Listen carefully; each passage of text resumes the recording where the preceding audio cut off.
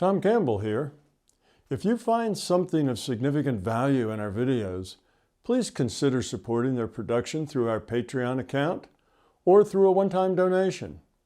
The links are in the description below. Thank you and enjoy the video.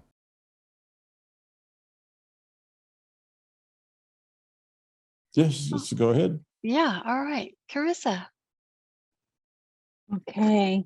Hello, Tom. It's so nice to be talking with you live today. One of the biggest takeaways from your book for me was that we have everything that we need right where we are to start growing up, as we are in our lives. So ever since I've read that, I've been keeping that in mind and using the smaller focus with the bigger picture in mind. So interactions with my everyday life. And as you say, where the rubber meets the road, the people in my house, my husband and my two daughters, my greatest teachers. So with that, I wanted to know your thoughts on raising intuitive children. Now, I know that as children, we are more intuitive and we kind of lose that as we get older. So I've noticed I have, my oldest is 6, my youngest is 1. My 6-year-old, she's in kindergarten. And I noticed that the school system seems to be stifling her in a way.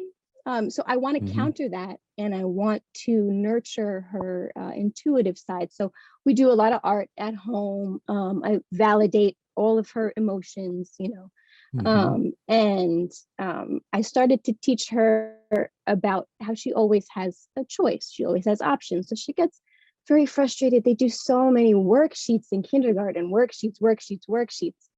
And her preschool was a completely different situation. It was a nature school, so they were outside. They learned, you know, by taking hikes and, you know, playing with sticks and mud and all of these. I have mud pictures, art. It's wonderful.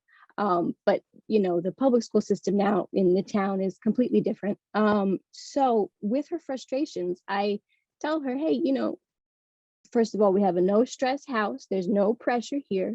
If you don't want to do your worksheets, you don't have to, but just, you know, remember that when you go back to school and the teacher asks you these things, you have to be ready to say, yes, I did, or no, I didn't. And, you know, mommy and daddy will back you and we're here to support you.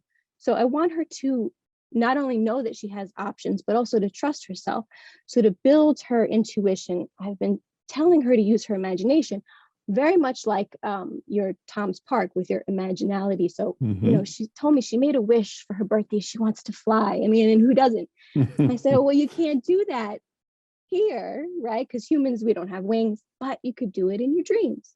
So I encourage her to dream, daydream. I want her to have a metaphoric vocabulary so she can use that to translate her intuition to her intellect and so on. And also, I did a little bit of practical application with her.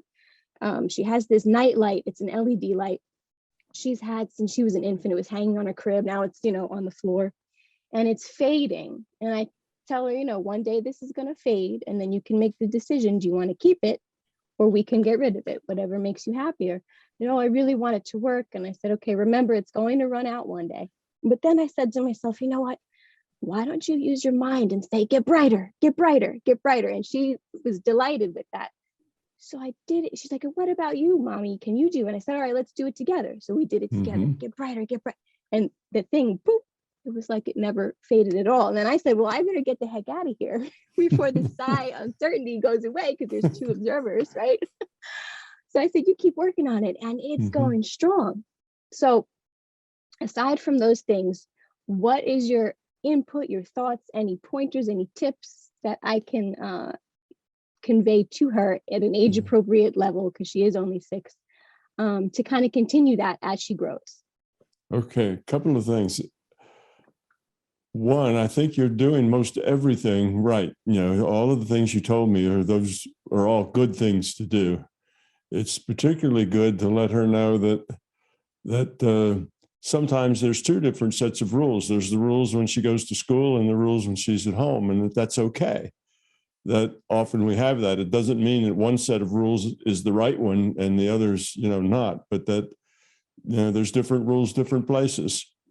That's a kind of a big lesson for kids to learn. But one of the things you might do is more of what you did together with the light. You and her together, it'll be better if you and her together do it, because then that will encourage her to do it on her own. And that is not only, something like the light, but you can see if you can together find, what is daddy going to say when he comes home? What's the first thing he's going to say? Things like that. When we go out shopping, let's think real hard on getting a good parking place. We're going to pull up, to that crowded store, and there's going to be a parking place there for us. So let's think about it. Things that you can do together with her like that, where she's using her intent to either get information, like what dad's going to say when he comes home, or making a parking space, those sorts of things. And there's just lots of those. There's literally hundreds of those kinds of little details that you can work with her, and it'll just be fun, and if you get it right, oh wow, and if you don't, oh well, it's not a big thing. But that just lets her know that intention is important. What you intend is an important thing. And if mom takes it seriously enough to play that game, then it's worth taking seriously. So I'd say that's probably a fun way to keep it light, keep it short and simple for someone that young. But it's not something you have to do all the time, but you know what I mean? Just enough that she gets the idea that what she thinks and what's in her mind is very significant. It's not insignificant. And you could, if you had, more time with her other than just small things, you could do a little trip together in your imagination. You could go someplace. You know how you might sit and read her a book at night, or sometimes, you read a little child's book, and they're typically very simple little stories, but you could maybe add a little something to the story. Oh, let's see where Peter Rabbit, goes next. And do you think he's going to find the treasure, and where? And just little things. And let's go help him.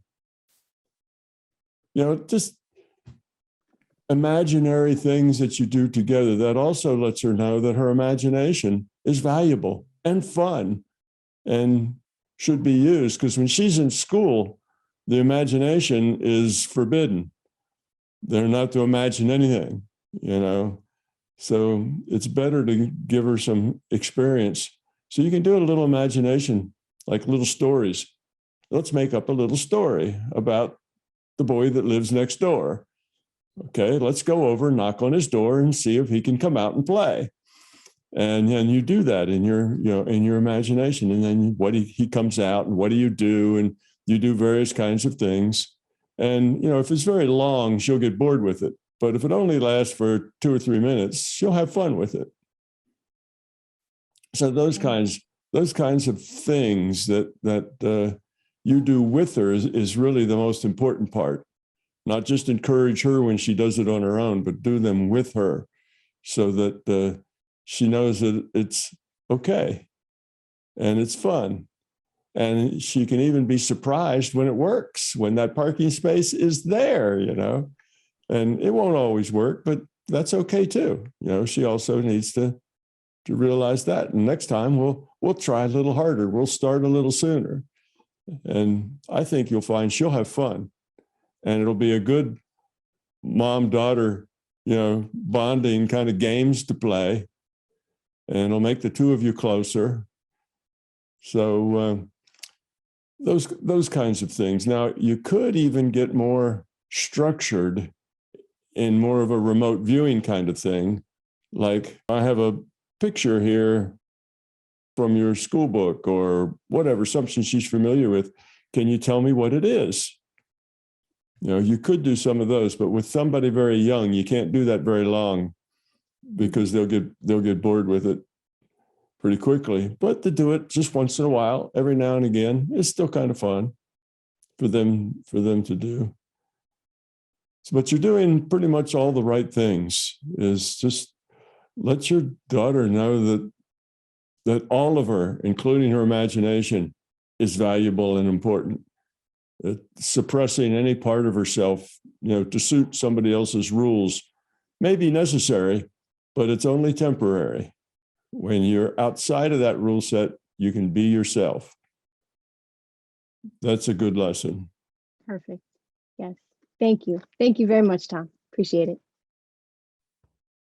That's lovely. I love that, how valuable she is and how lucky she is to have a mom like you to encourage her. That's really nice.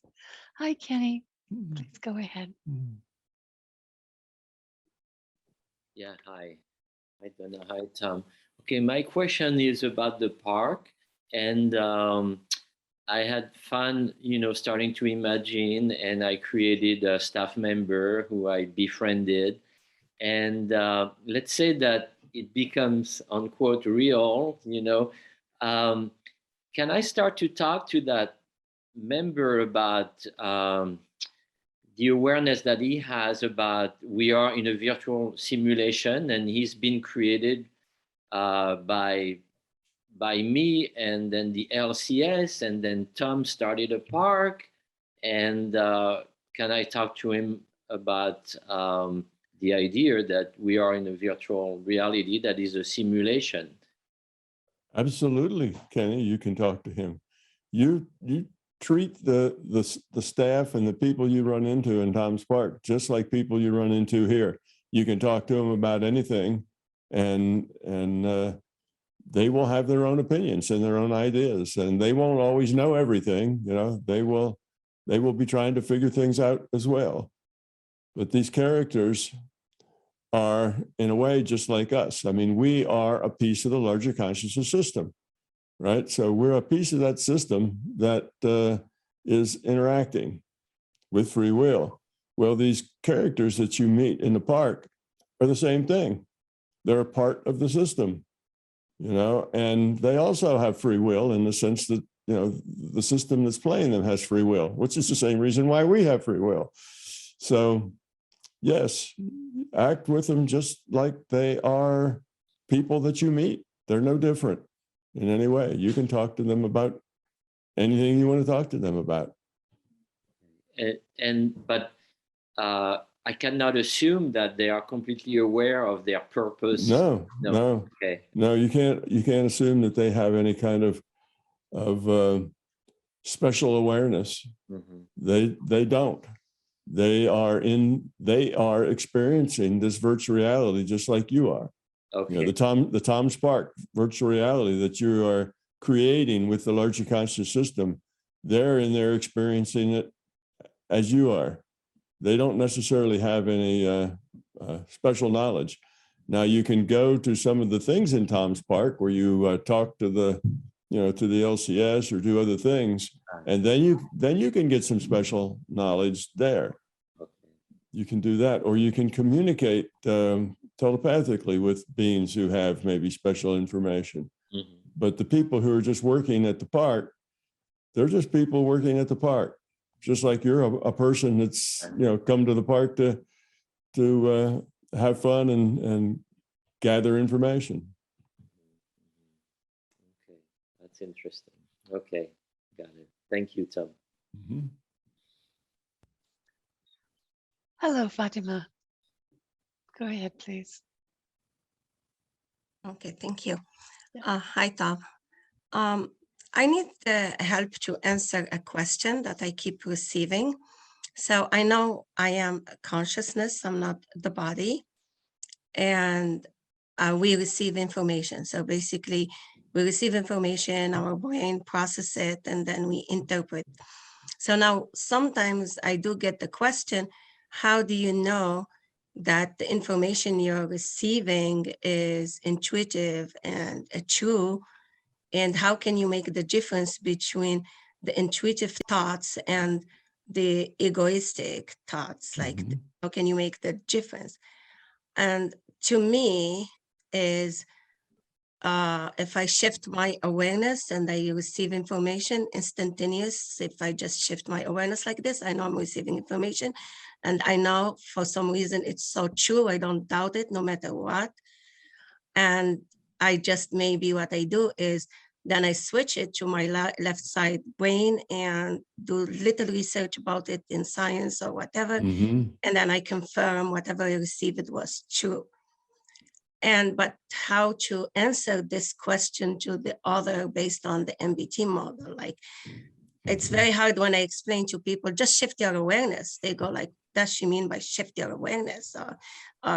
So what do I mean by look right versus look left? That's just so confusing as I explain to the other. Mhm. But I wanted to know your answer based on the MBT model. So at least there is a model and how we can explain the shifting of awareness. Okay, I would tell them that indeed, as a beginner and as someone who's just learning, it is difficult to know the difference between your ego and something truly that's coming through your intuitive channel. And there is no way, even when you're experienced, to know 100%, to know exactly, precisely, yes, this is it, this way and the other way, that there's always a little uncertainty there. But with experience, that uncertainty gets less and less and less. So when you begin, that uncertainty is pretty large because you've not done it before and you don't really know. So the thing to do is just work with it, just practice it, just use it. And you will know those times that you surprise yourself by coming up with something that's the right answer that really wasn't in your mind. And you say, oh, wow, I really got something there. And then when you have those successes, you can think about, how did that feel? How was that process of getting that information and how did that feel? And then you'll find that eventually there'll be a difference in how it feels when it comes directly through the intuitive side, or whether it's your ego making it up, that it's a different process. Your mind's in a little different space. Your focus is different, and you'll begin to associate those differences to be able to tell whether you are getting money or getting information from your intuition, or whether you're getting out of the ego and your fear. So the only way to know is with practice. You have to practice. Just use it. Don't worry about it. Just do it. Try to follow the path that you tell them and say, just use it. And then, not as soon as you get the answers, not the time to assess it. Just use it and work with it. So if you look for a piece of information and here it comes, well, then just work with that. Like you say, move it over to your left brain side, analyze it, see if it fits, see if it works well. And if it does, think about, well, how did that feel? And if it doesn't, also think, how did that feel? And eventually, by enough trial and error, you will be able to tell the difference, not necessarily 100% all the time, but maybe 95% or 98% of the time. You'll know where that's coming from, and you'll know when you have it. When I teach people remote viewing, often find out that when they get it right, they knew they got it right. When they were done with that remote viewing, they go, oh, I got this one. It's just everything felt right. And when they're just kind of guessing and really, not in touch, they know that too. But the only way to get to that point is just to do it. Keep doing it and keep assessing the results after you're done with it, not during the process. So would you consider receiving positive thoughts? It's something we're getting from our IUOC. And if it's something negative, it's maybe our free awareness unit, or where is it coming from? Yeah, well, that's one way.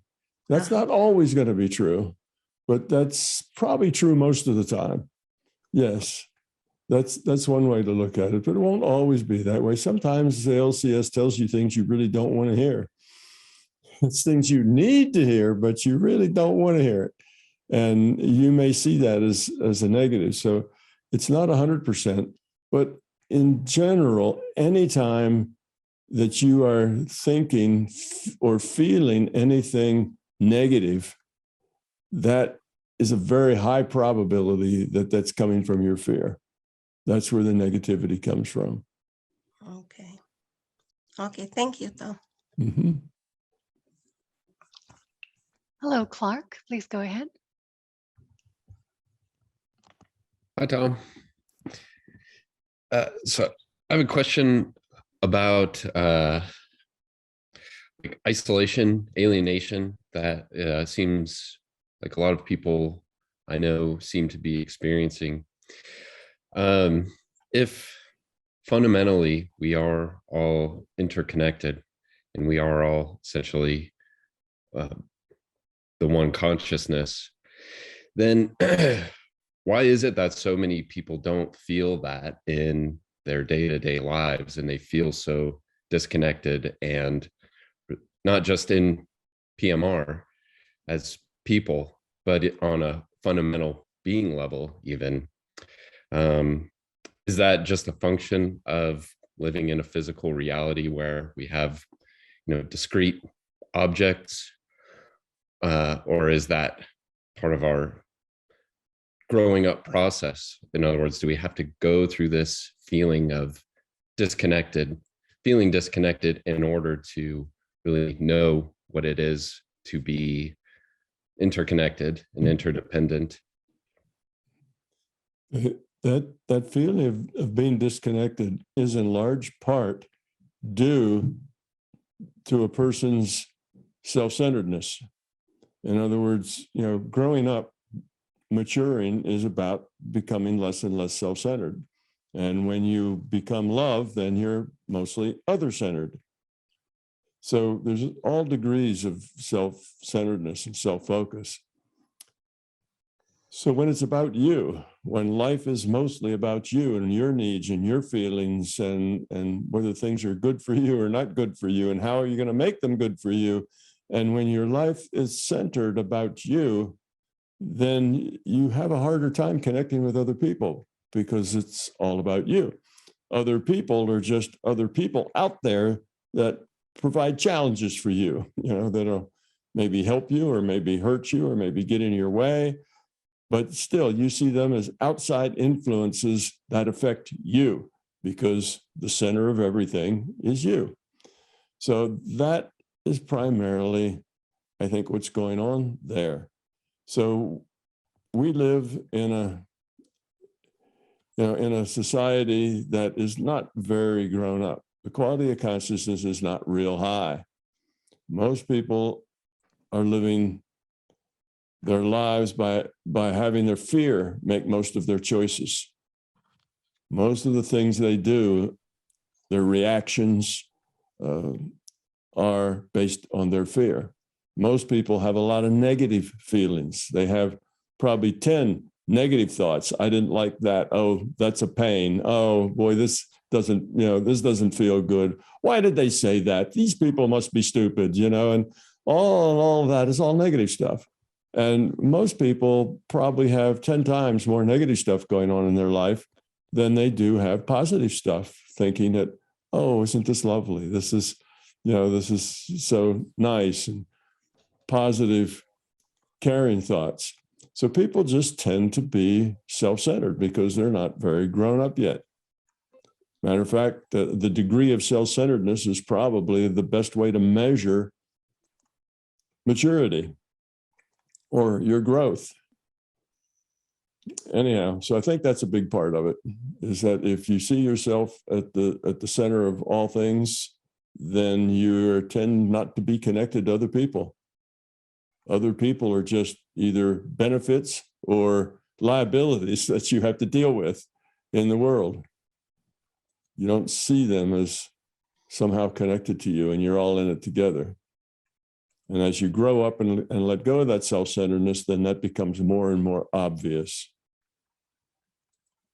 And it becomes more obvious to you probably immediately in your family, that your family's all dear to you. You care about them. but then you get rid of that self-centeredness and you start caring about a larger group of people, and you become more positive. So I think, Clark, I think that's the thing. We're just not that grown up yet. If we were more grown up, we would care about everybody. And, you know, we do in a way, like, you know, we see horrible things going on. You know, right now it's in the Ukraine, but there's probably another dozen places in the world where horrible things are going on as well. And with the internet, we see pictures of that. And often our heart goes out to those people. We see them struggling. We see them suffering. And it's not like we go, you know, no problems, not me. Most people look at things like that and they do have empathy. They do have a connection. They do have some caring about other people. So it's not that we're all just hard-hearted, narcissists. Is that we have a mixture inside of us. You know, we're some grown up and we're some not grown up. So we're all a mixed bag of things. And it just depends on how grown up you are as to how positive you are and how much you really care about other people. So I think that's the thing. So if you get a boss and he just doesn't seem to care about anybody except himself, you know, and he gives everybody orders, but he's not particularly caring in how he treats people, well, he's just self-centered, probably.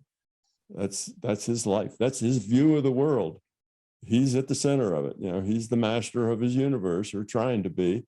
And everybody else is just something that needs to be manipulated to make them come out the way he wants.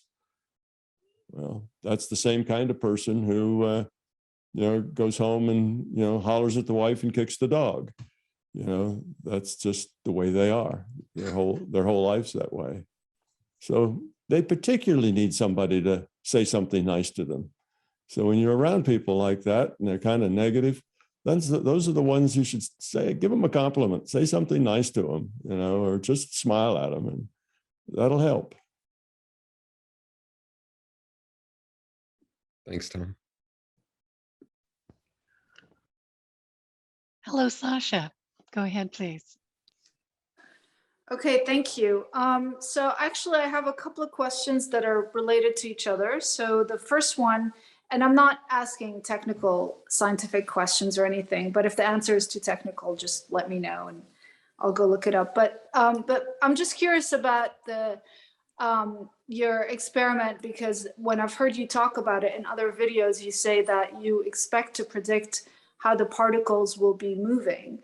And so my question is that expectation based on some algorithm or formula that you've cracked, let's say, or is it because the intention of, like, you're gonna predict where they go just by intention, by intending for them to go certain directions? So that's the first question. And the second related question is, do you think physicists will, in general, en masse, embrace the simulation theory? Because, like, how do you envision it happening in the future? Is it going to be because of some scientific findings, something similar to your experiment or some other experiment, or is it that we're just sort of or will it be a paradigm shift among the physicists, and and we're already sort of on that path? Like, is it going to be a sudden aha moment, or is it just sort of a gradual thing? That's my question. Okay, well, two interesting questions. So the first one, the answer has nothing to do with intent. It's not that the experimenter has to have an intent and he's going to make something happen. He's just going to be a really good guesser, because he's getting the data ahead of time, from the database. It's not that at all. It's all just hardwired physics, has nothing to do with any intent or anything. There's no mental function in it. It's just physics. So the experiment I have set up gathers some information that then fixes what has to happen later. It's basically, is what's going on. So it's not intent-based. It's just hardwired physics experiment. Any physicist can do this experiment anywhere, no matter what they believe or what they think or what their intent is. It won't matter. It's just science. So the second question is not quite so straightforward, because it's going to be a little of both. I think the scientists are going to be the ones that kind of initiate this bigger, broader understanding. But I think they're not going to want to go to the place where it's going to go on its own. In other words, in a way, I think the physicists will be the ones that kick it off, but then they're going to have to be drugged kicking and screaming into the reality of what it is they kicked off. They're not really going to be aware of what they started. Okay, so right now, a fairly sizable minority of physicists, and mostly the ones that at least used to be called particle physicists, those are the ones that go over to CERN and work with big machines to smash things together and see what comes out. And also some quantum theorists, they pretty much already have come to the conclusion that reality is information-based. That's not a strange idea in the physics department. That's an idea that a pretty sizable minority of physicists agree with, because that's what their science tells them. When you smash particles together, you can't treat them as little chunks of mass. That doesn't work that way. That's not how they act. They don't act like little chunks of mass. So we already have that. And as that group grows and that becomes a majority, the idea that this is a information-based reality is going to become more and more commonplace, more center, mainstream, center of the science. Now, when you say that this is a information-based reality, logically, there isn't anywhere to take that except this is a virtual reality. That's the only, that's the only possible answer to an information-based reality, is that it's a virtual reality. Information-based reality means that it is computable. The reality is computable. Okay, which means if it's computed, then it's computed by a computer. And if you have something computed by a computer, it's called a simulation or a virtual reality. So that logic is just pretty straightforward. So I think as we get to this point where this is a virtual reality, and the scientists maybe even begin to feel comfortable using that term, because that term and those thoughts now are becoming more accepted in the wider society. So they won't be quite, so off the wall to be able to say things like that. And I think when they do, they won't mean anything more by it than, well, that's just the way it is. That's what our experiments say. They say it's an information-based, which means it's a virtual reality computed, and somebody will ask them, well, what does that mean? And they'll say, well, it doesn't really mean anything. It means that's just the way reality is. So they're not going to want to take it to a much bigger picture. They're going to want to leave it in the little picture. But the rest of the world isn't going to let them do that, because as soon as the scientists say that this is a virtual reality, or even clearly that this is an information-based reality, then other people are going to ask questions. Well, what's the computer? Who's the programmer? If it's computable, where is it computed and why is it computed? And the scientists will turn away from that and say, not my job. I just do the objective world. I don't do that sort of stuff. Go ask your priest. The physicists won't want to go there, but everybody else will. And at that point, I think the idea that this is a virtual reality will go mainstream, because the high priests of our culture, the scientists, particularly the physicists, they will have supported it. And I think that's how it'll go. So yes, I think science will get there, not out of a great aha moment, but because of a preponderance of evidence. There'll be so much evidence that says this is this reality is information-based that that'll become clearer. People are now more able to accept that, what that means. The idea that we may have a virtual reality at our base of our reality is something that's been very widespread in our reality ever since the Matrix movies came out, and it's growing. More and more people, kind of have that. Yeah, that's a possibility. So it's going to be easier and easier for that to slide into the mainstream. So I think it's a confluence of all sorts of things happening now, both in our culture and in science, that'll get us to that point where that concept will go mainstream. And when it does, it'll snowball. It will just take on a life of its own, because now suddenly it'll be the thing to talk about. It'll be the big question. And lots of people will write about it. More and more movies will be based on it. It'll just become a part of our culture. And it's on the road to do that now. So I think it will happen maybe in the next couple of decades.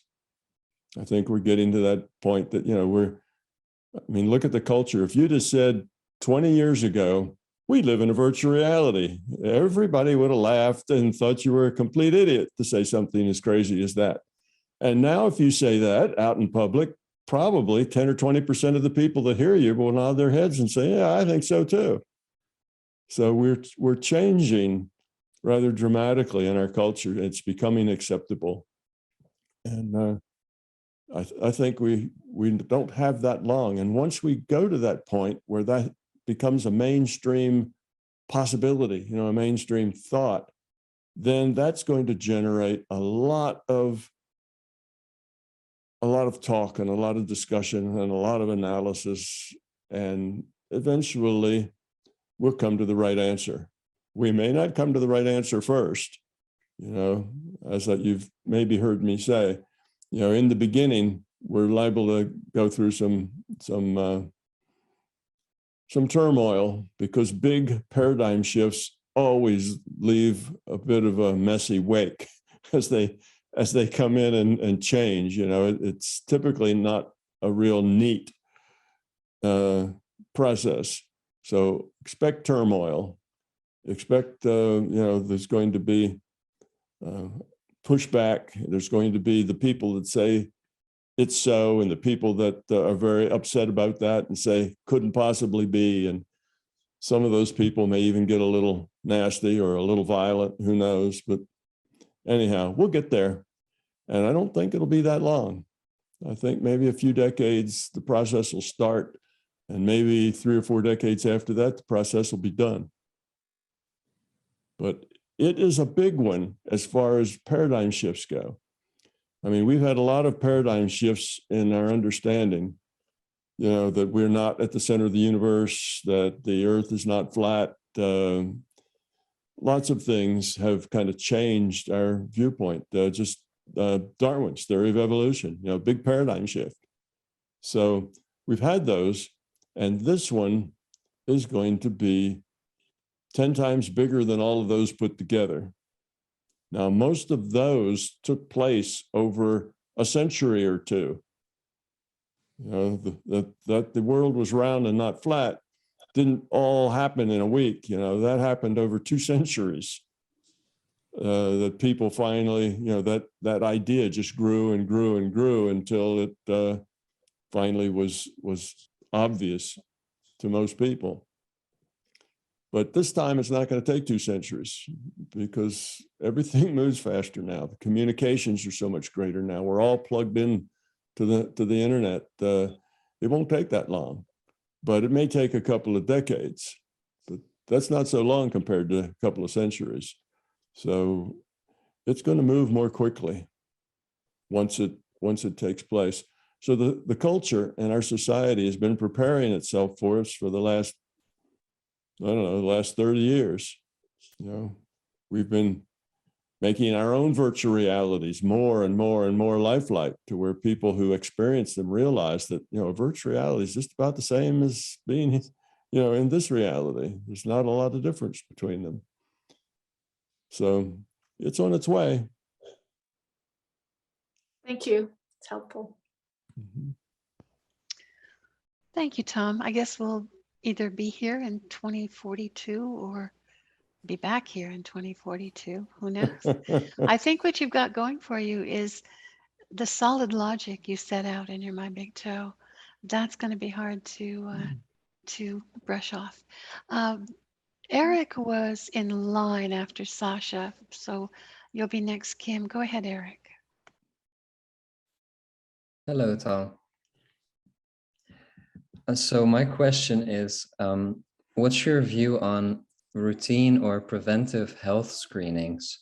So there's a tendency in our society to do more and more health screenings where the body is scanned for the development of certain diseases, such as cancers, before any symptoms show up. And from the perspective of materialism, this makes a lot of sense, because what's there is there, whether you measure it or not. And the measurement itself has no effect on the reality. And the earlier you detect the disease, the better your chances of resolving it. However, from an MBT or virtual reality perspective, the issue is a bit more complicated, since the measurement itself can bring things into the reality that otherwise would have only existed in probability.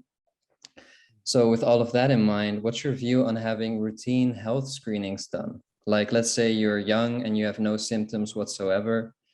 Is it foolish to start scanning your body to detect problems? Well, it depends on the individual. Okay, let's say this individual is a person who, this young person is an individual who worries a lot, you know, and feels a little on the insecure side. Well, then by health screening, they're probably going to start worrying more. Oh, maybe I have this, maybe I have that, you know, I better go get a test and make sure. If you spend time, you know, reading about it, then finally coming to the conclusion that you should, you know, get a test, then arranging the test, then going to it, that all takes up months. You know, that's probably a 6-month process.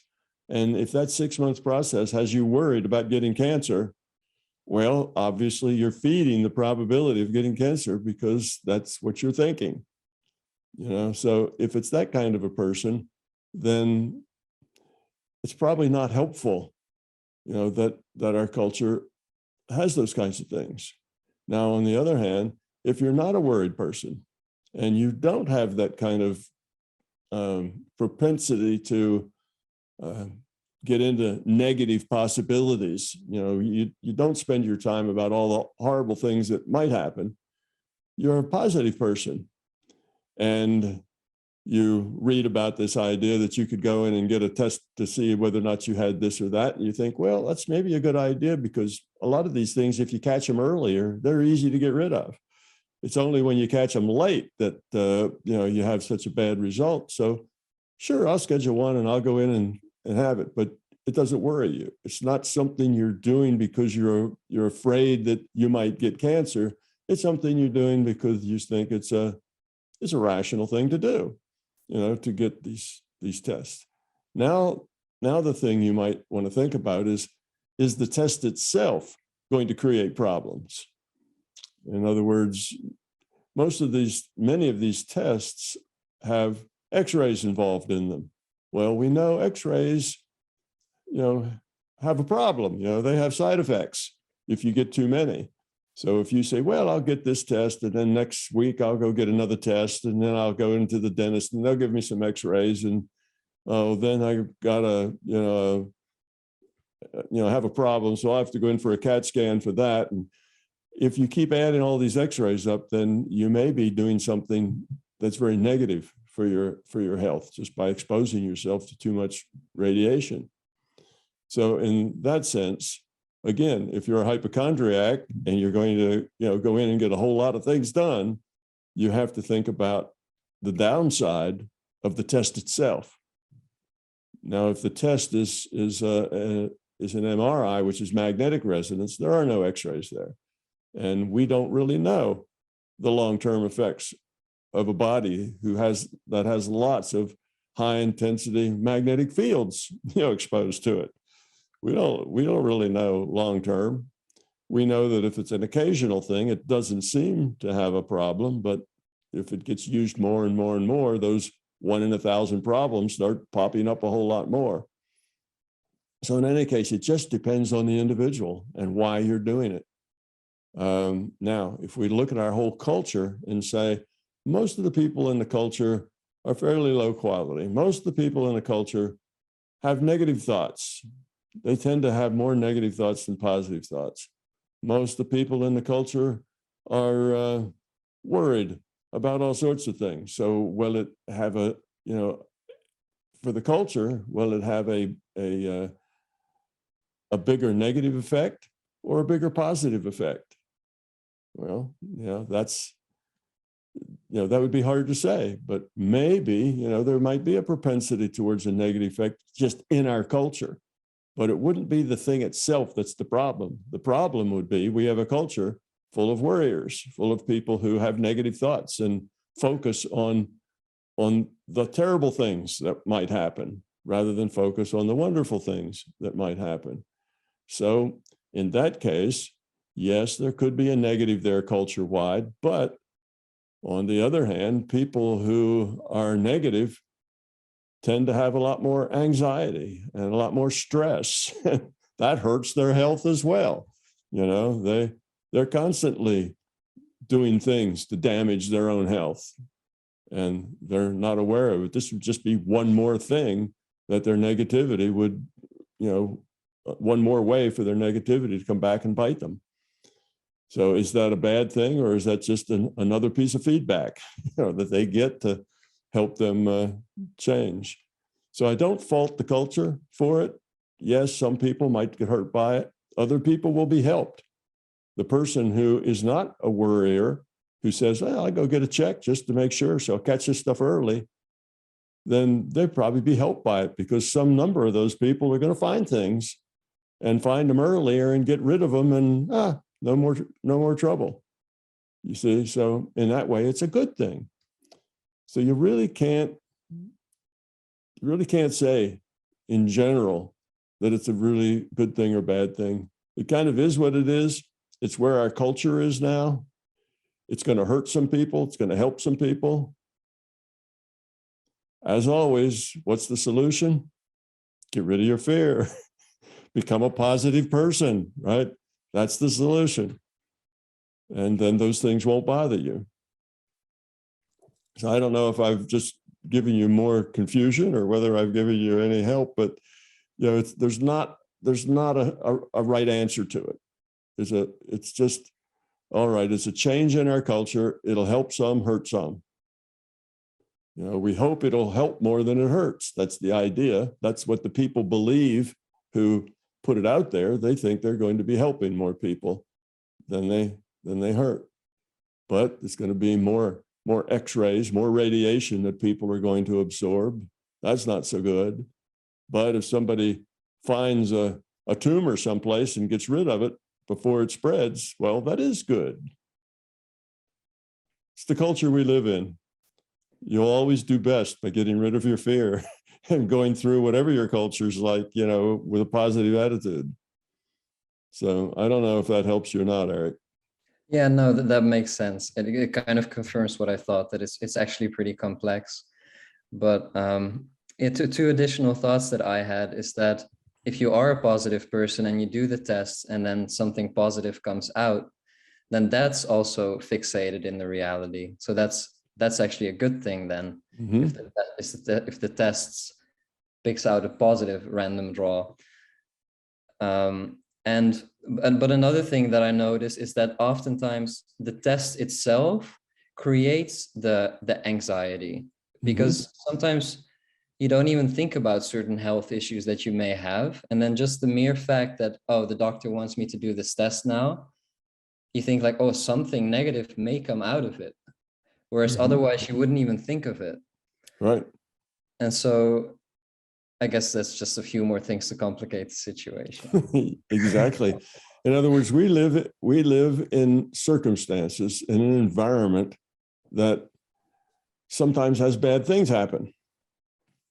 And now, I guess if you live in an environment that has X-rays and MRIs and other things, well, there's ways to see if those bad things happen. All right. It's just part of the environment we live in now. As always, if you're negative, you're at a disadvantage. You're likely to get more sick, and die earlier. If you're positive, your life will be more full of happiness and satisfaction, and you'll probably live longer. It's just, there are these little hurdles and bumps and pieces of poison cheese spread all over the system. So the way to avoid them is to grow up. It's not, trying to change the system. So let's say we get rid of those tests is not going to help. It's going to hurt some people. It's going to help some people. You keep them. You're going to hurt some people. You're going to help some people. So just everybody has to deal with life as it comes to them and make their own choices in their own way. And that will either cause them more positiveness or more negativeness. So, Okay, yeah, in that sense, it really doesn't matter. It's just changes happening in our culture, and we need to react to them positively. thank you very much. Kim, please go ahead. Hi, Tom. I have a question regarding intent that's spoken a lot of in MBT, and I'm just trying to get an understanding. I guess maybe I could narrow my question down to what is going on behind the scenes, as it were, when you make an intent, like you were talking before about like a parking spot, getting a close parking spot. So you leave the house and you're like, so is your intent, is it a form of positive thinking? I guess what is intent, and how does it work within the MBT theory? Okay. Intent is kind of the prime mover in consciousness. Intention is what makes things happen.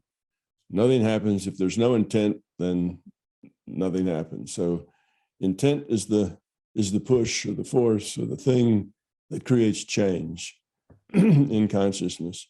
Intention is, and we talk, intention can be kind of at the intellectual level. Oh, I intend to be a good person. I intend to, do these things. I intend to, be neat. I intend to make my bed every morning. I intend to take my vitamins.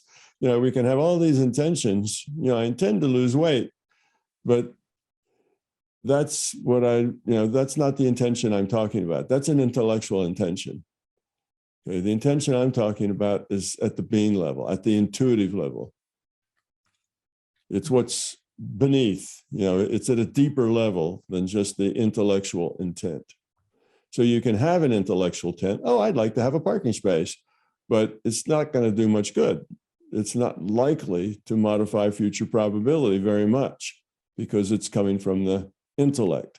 So this intention has to come from a deeper place. When I say being level, that's from the core of your being. It comes from a deep place, not just a wish. Okay, so that's one thing. Now, how does this intention, this motivator, this thing that is the thing that causes you to do the things you do, sometimes that can be stronger or weaker. And what's the difference? There's a few variables. One variable is it needs to be low noise. In other words, your consciousness, your awareness needs to have a focus just on that happening. So it can put all of its focus on that parking space or whatever, on being healthy or the result of that test that you just take coming out positive. You have to have all of your intention focused there. It can't be focused there for a half a second and then off someplace else in another half a second, which is the way most of us are. Those of us who don't meditate, often our minds are scattering all the time. And we don't even, our intentions are weak because we just give them a 1/10 of a second here, 1/10 of a second there. And, it's just, it's a lot of noise involved in it. So it has to be a real low noise, strong signal intention. That's one thing. Secondly, it has to be well focused. If it's very broadly focused, then very broadly, things may adjust. You may modify future probability, but in a very broad way. So if you want something very specific to happen, then you have to have a very specific intent about that thing. Okay, so that's another thing. It has to be focused. So it has to be low noise, has to be focused. And the last thing is you have to really have some energy in it. You have to really want it. If it's just casual, oh, sure, it would be nice if a parking place was there. That doesn't put a lot of energy into it. But if you have that clear, focused, I really need a parking place. I really want a parking place to show up there. This is important to me because I'm seeing whether this works or not. I'm just seeing if it works or not. So it's really important that I put a lot of energy into it. Okay, that will tend to work more strongly. Now, another thing that will make it happen more is repetition. If you spend 5 seconds doing it once, it won't be very effective. If from when you start to think about driving toward where you're going to park, you start thinking about it, and for the next 20 minutes, as you drive there, you spend a lot of that 20 minutes putting effort, putting energy into it. Now the probability that it happens is a lot greater. So it depends on the effort you put into it, and you can multiply that over time, the effort over time. Now, you won't necessarily always get what you want because it's a random draw at the end. And even though you've made it more likely to get it, you may not. So it's not a given, but you'll see that it will start to happen a lot more than it did. Maybe normally you go to a busy place and want to park, and there's probably one chance in 20 or one chance in 50 that you'll find a parking spot that's convenient. But if you do this, then instead of one chance in 20, maybe it's only one chance in 3. Maybe every second or third time you go, you get a good spot. So maybe if you're really, really good, you'll get one every time. It just depends on the days you go, how many people are coming and going. If there's a lot of people coming and going, then it's easier for that probability to play out the way you want. If it's one of those places where everybody comes and stays for hours, like at maybe a doctor's office or someplace, there's not a lot of turnover. People come and the car sits there for an hour or more, then it's a little harder. The probability becomes less likely. So it's all a matter of playing in probability. So that's how that works. Thank you. That is perfect, because that's what I guess when I was thinking of intent, I was thinking of it from an intellectual level. And it's like, well, I've intended a lot of things to my life and it just didn't happen. And so that's why I couldn't understand why you were putting such a focus on intent, but now I get it. That makes a lot more sense. Thank you so much for explaining that. Yeah.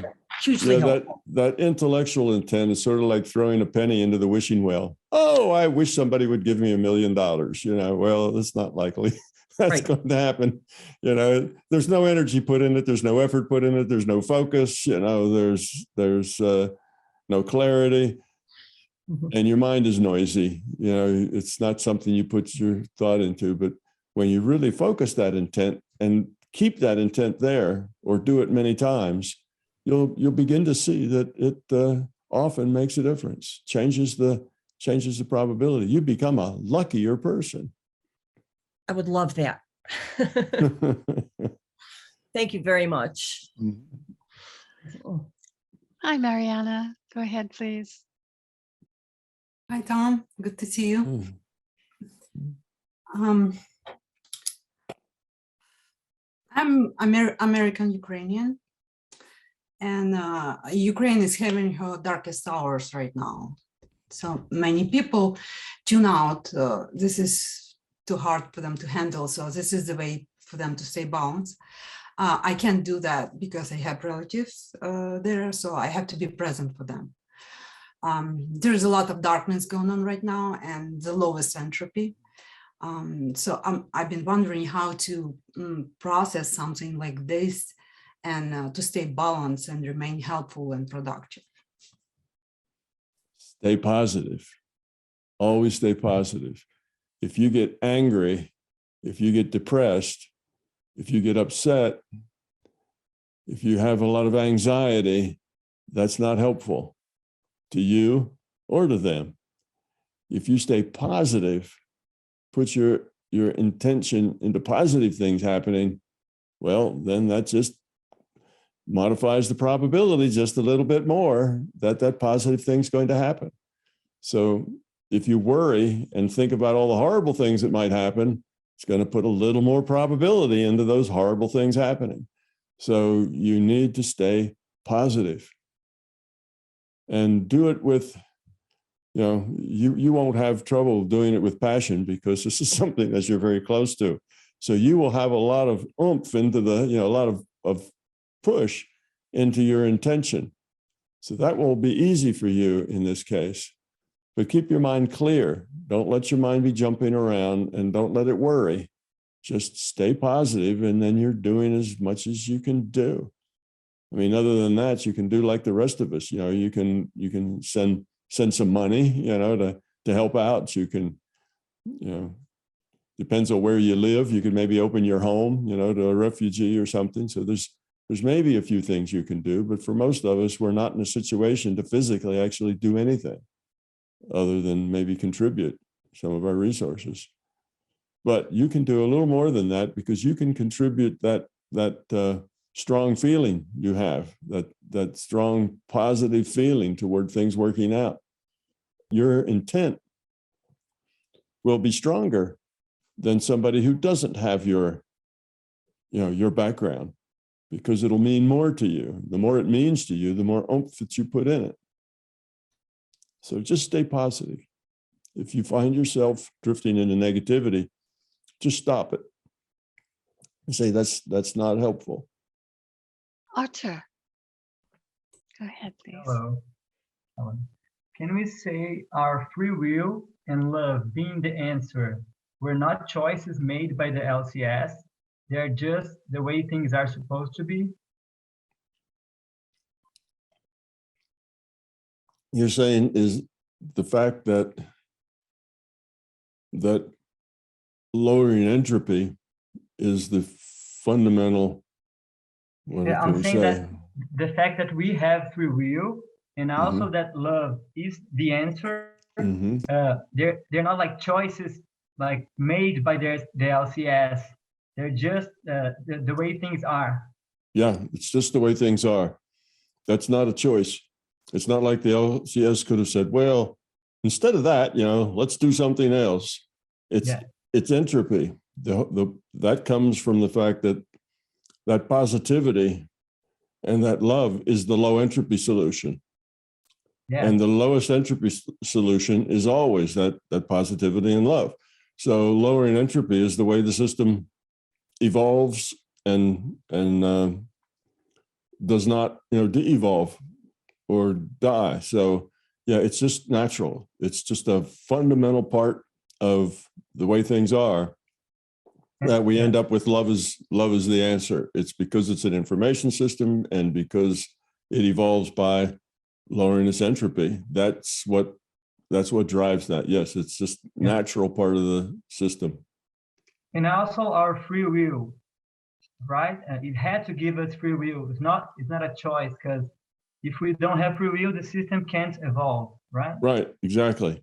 It's not you might say it's a choice to create other entities, the individuated units of consciousness, it could have decided not to create individuated units of consciousness.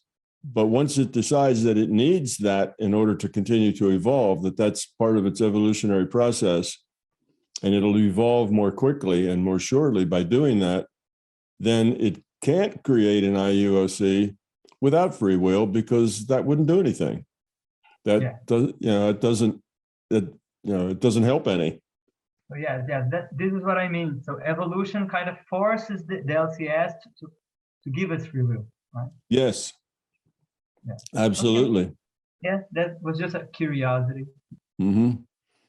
Yeah, that actually it's kind of an important concept, because these very basic things are just fundamentally a part of the system.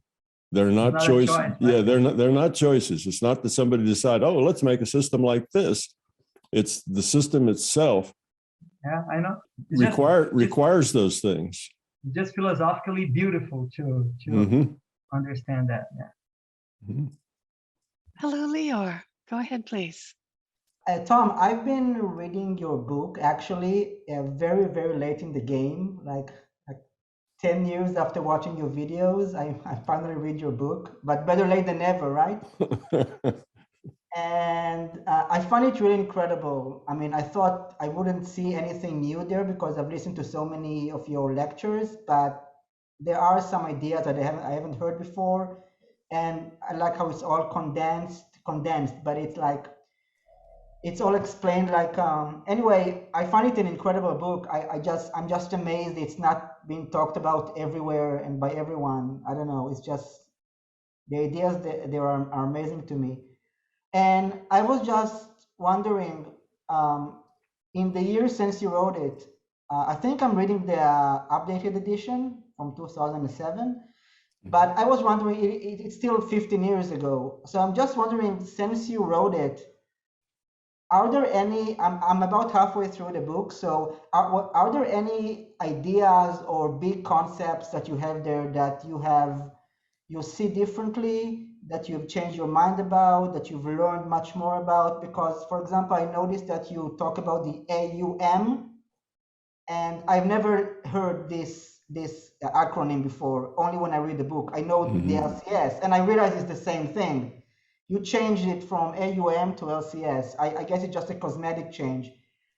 But just a small question, why did you change that? And also, is there any big thing since you wrote the book that you see differently now? Okay. I have made some changes to it as it's gone through different printings, because that's an opportunity to change things, right? When I go back to print again. But most of those changes have been cosmetic. I see a sentence or a paragraph that's maybe not very clear that I could make more clear, or typos or that sort of thing. One thing I did add to it in the later editions, but that was a long time ago. Not the late. You don't have to get the very latest edition. Most of these were done probably 2007. There's another printing, I think, of 2015. Oh. And there's one in 2012, and then 2015. And I don't think I've changed it since the 2015 one. Up through those reprintings, I added just a little more of the science to it. Not much. Matter of fact, I was constrained to where I didn't change any numbers of pages, say in a chapter, because then I would have had to change the table of contents and other things. So I only, I'd take out a paragraph, I'd put another paragraph in its place of about the same size. So I was constrained with what I could do, so that I didn't have a lot of rework, to get it ready for printing. But there was a couple of places where I did learn more about the application of basically consciousness theory to physics. Now, I knew it was there all along, but it wasn't until the book had been out for a few years before I really got the aha moments that told me more about describing particles as probability distributions and how that's done.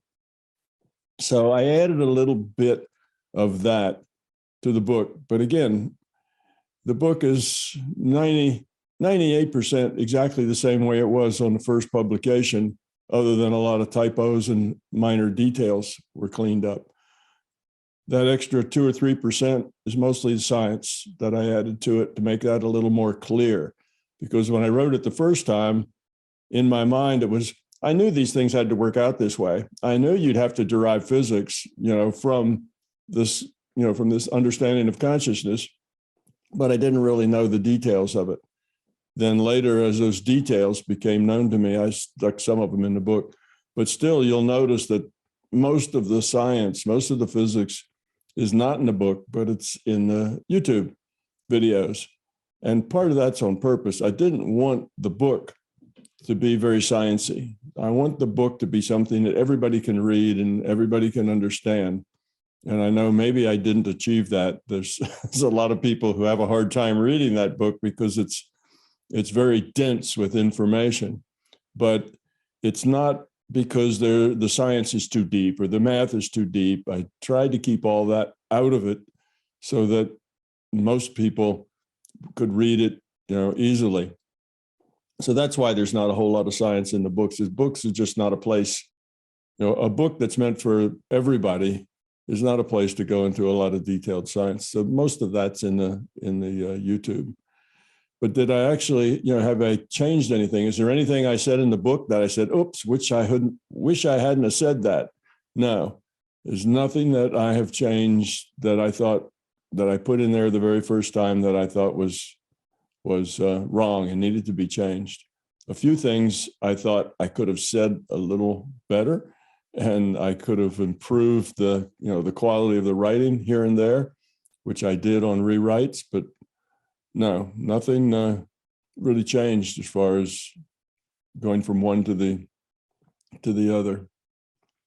So I'm just wondering, why did you drop the AUM acronym for the system and started using LCS? Because I've never heard that until I read the book.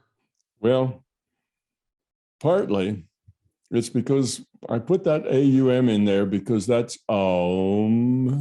it's was kind of a tongue-in-cheek, a little bit of humor, a little bit of fun to have the name of this budding system of consciousness and call it Aum, just because I thought that would be a fun thing to do.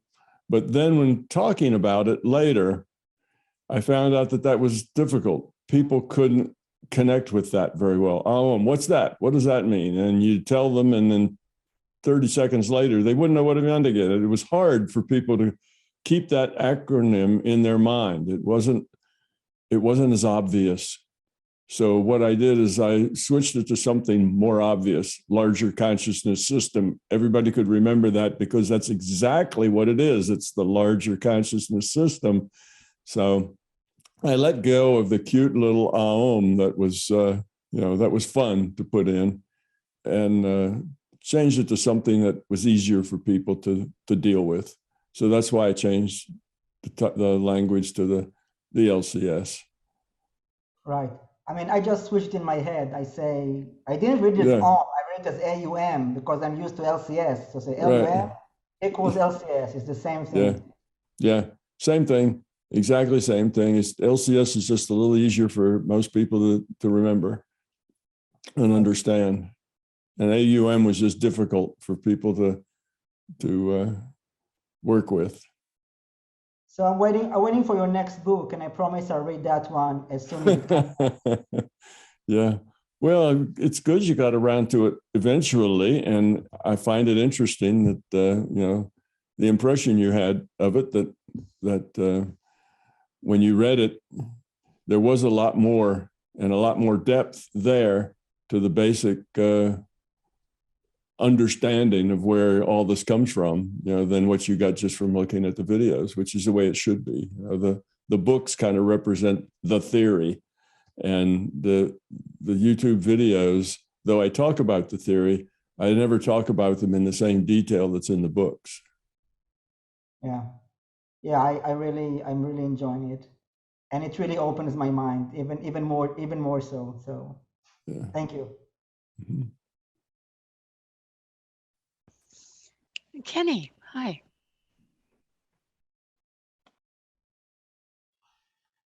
Yeah. Oh, sorry. Okay. I have a question about night dreams. And you talk a lot about dreaming is like another reality where we make choices and that can help us evolve. But my first question is, we are not conscious in dreams. How can we make choices without being conscious? And my second question would be, would you encourage to have lucid dreams where we are conscious, where we could make conscious choices? Okay. Well, I would say that in your dreams, in your night dreams, we are conscious.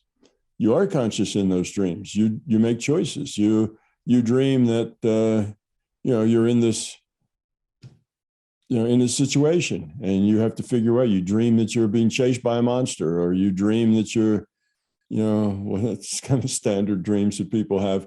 You're in a dream that you have to get up and make a speech in front of a lot of people, and you forgot to put your clothes on, or you forgot that you were going to give that speech until 2 minutes before you had to give up and give it. So there's some kind of a moment of being unprepared.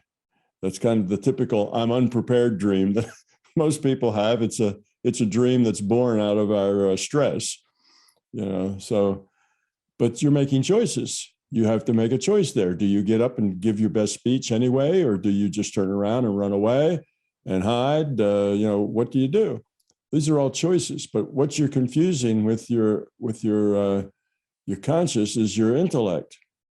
No, your intellect's not there, but your awareness is, and your awareness makes choices. So when you're in a dream, all your choices are made at the being level. They're all fundamentally you at the core. Whatever image that you may have that you present to other people is gone. That comes out of your intellect. So if you're really a mean person, but you have this image of being kind and gentle and very friendly, but inside you're not, well, when you dream, you'll not be kind and gentle, even if you act that way, because that's an intellectual overlay over your being level, the way you really are. So all your dreams, your night dreams, the choices you make are your choices at the being level. That's the core of you making those. But you make choices all the time in those dreams. Now, when you become lucid in a dream, now your intellect comes along. Once your intellect comes along, so does your image, so does your ego, so does your fear. All those things come along with it. Now, some of your ego and some of your fears also at your being level, but mostly your image is not at your being level. Those two are incompatible. Your image is outside the being level. That's who you'd like to be and who you think you are, not who you actually are. So that's, I think, where your confusion is. You're thinking that you're not conscious, but you're not intellectually aware. But you're aware just the same. It's the core of you is there. The choices you make in those dreams really reflects the real you, not the image you or the intellectual you, which makes dreams a very powerful thing to pay attention to, because that's really you in that dream. You did that thing in that dream that wasn't nice at all. Well, that's you. You can do that. Or in that dream, you really were helpful.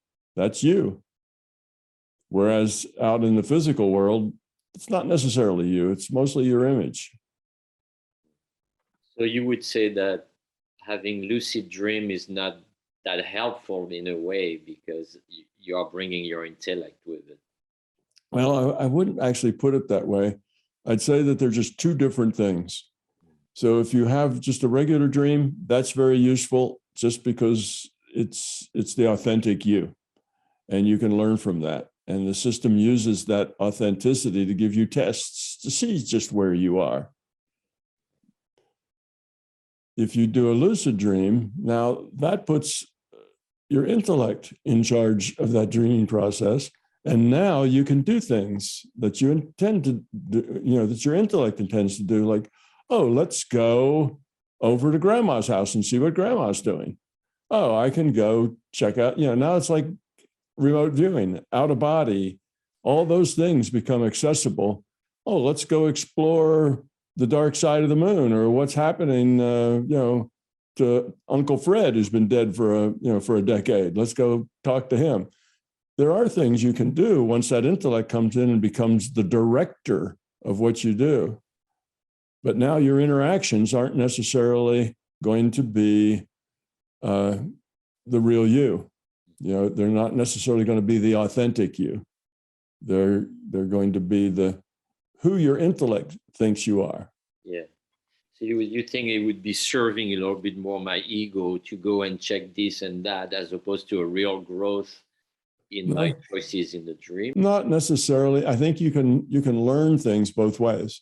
Okay. A lucid dream gives you a certain set of things to learn and a certain different set of choices.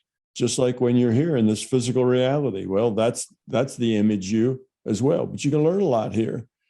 So both are valuable, both have their place. And I wouldn't say that one is inferior to the other. They just are both different. All right, that's good. It really clear. I can see now clearly the difference that I was making in my head for a long time. Okay, thank you, Tom. Mm-hmm. Hello again, Sasha. Yeah, thank you. So I have another sort of nerdy question that's been perplexing me for some time. So it's about the LCS and the way you talk about that, the sort of the PMR came into existence through lots of trial and error until, until these constants that we know in our physics, like the speed of light and other constants, whatever that make our PMR a stable physical reality.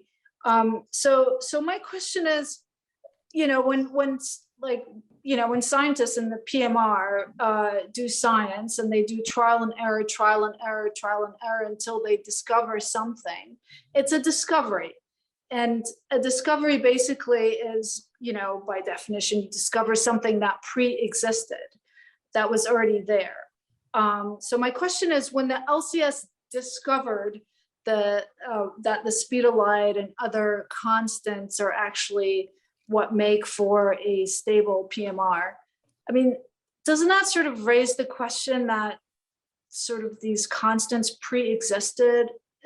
You know what I mean? Like the LCS discovered something that pre-existed. Yeah. Okay. I wouldn't say that they pre-exist. I would say that they had the potential to exist.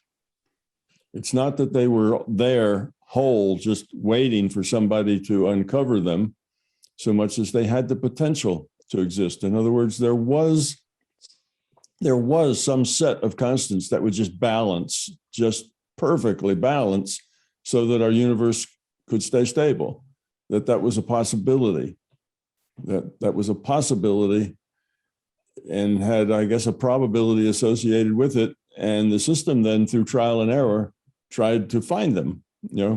What were those constants that would make this thing balance? So when people do science and they do a lot of trial and error things, there are potentialities that they're trying to turn into actualities with their trial and error. So it's not that everything pre-exists and that you just have to go find it. It's that things pre-exist in probability. They pre-exist as possibilities, not as things, but just as possibilities. And you, the scientist, go actualize them. Turn them into a thing, something that you understand, but it's there as a potential. So it could have been that there were no constants that would have balanced, and given us a universe that was stable, and that whole idea would have had to be thrown out and something else done in its place. Maybe the system would have to program a reality, like what we do for our virtual realities. but that would have been a second choice or third choice. First choice was to get something natural that just worked off of its own rule set, because that would always be consistent, because you'd have this consistent rule set that would drive everything. If you program it, it doesn't have to be consistent. The programmer can just put anything in there that he wants to. Keeping it consistent when you program it is almost impossible. It's really, really difficult.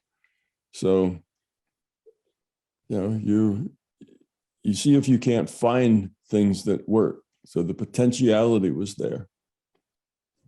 So I wouldn't think of things in terms of everything already exists, we just need to find it. Everything has a possibility. And that possibility could be 1 in a million, or it could be 1,000,000 to 1. We just have to find it. And sometimes we can't find it. And if we can't find it, then we do something else. Okay, so that's basically a question based in the materialist view. Mm-hmm. Right. Okay. Thank you. Hello, Michael and Linda. Please go ahead.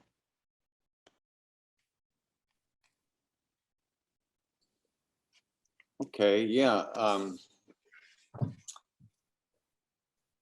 My question has to do with Tom.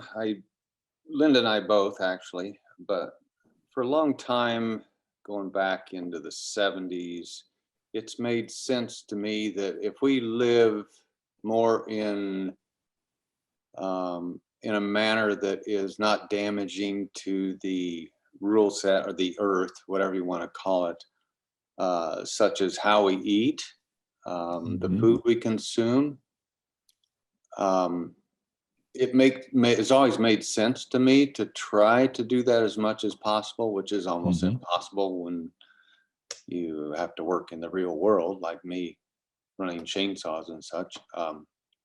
But we do. We actually we have a big garden and we enjoy that. And but we do that not so much because it's a great joy, because it's really a lot of work. But partly we do, but also because it feels beneficial and it's in line with the rule set, and it's beneficial, my thought processes, to other humans, as in going out and helping them with counseling or whatever, but it has a beneficial effect. So this is kind of the lifestyle that we've chosen. So this, I guess the question, so the diet part of it, that we don't do it just to be healthy, we do it to live in harmony with the rule set. Is that correct way of thinking? I mean, is that we try and so Sure. That's a good way of thinking. When you do things because you're in harmony with the rule set, basically you're in harmony with how everything works. You're in harmony with nature, with how things go together. And the reason for doing that isn't some intellectual reason that the machine will work better if everybody's in harmony. I mean, we can say that, and intellectually that kind of explains what we're doing. But basically the reason you do those things is because you care, and you care about other people. You care about quality. It's not just, it's not always the most efficient way to go. There may be something else that's faster or cheaper, but it's the right way to go. And it's the way that helps all of us live together on this planet and share this planet. So that's the right way to, it's the right thing to do and the right reason. So yes, you are doing it right. And you come to those conclusions because you see yourself as part of a whole, part of a bigger thing. It's not just about you. So as you become less self-centered, see yourself as a piece of something larger, then you grow up. That's a good thing. So you may not have come to the intellectual conclusions based on what you do, but at the heart, at the gut level, you know that this is the better thing to do, a better way to be, you know, more sustainable, more, you know, it's better for everybody, not just for you. So yes, absolutely, Michael, that's a good attitude, a good approach. Okay, thank you. That's reinforcing. That's kind of the way we've been doing it for a long time, and it's good to hear it from you. That's so yeah. Thanks for the answering that. Yeah, you're welcome. Thanks, Michael. Arthur, go ahead, please. Okay. Are you working in the new book, I think, about gender? Well, no, I'm not working in it.